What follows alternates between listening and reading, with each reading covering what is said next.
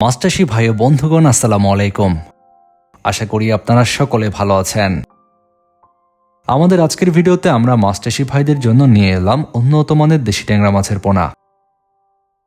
আপনারা জানেন, আমাদের দেশের প্রাকৃতিক জলাশয় থেকে প্রাপ্ত ছোট দেশীয় প্রজাতির মাছগুলোর মধ্যে ট্যাংরা মাছ অন্যতম একটি।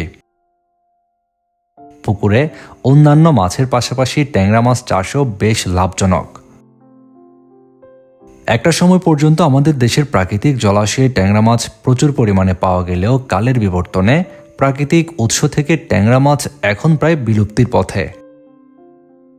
তবে আমাদের দেশে বাণিজ্যিকভাবে ট্যাংরা মাছ কিন্তু চাষ করা হচ্ছে।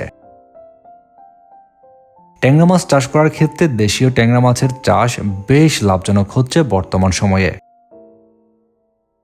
এই ট্যাংরা মাছগুলো চাষ করার ক্ষেত্রে অন্যান্য সকল মাছের সাথেই আপনারা চাষ করতে পারবেন।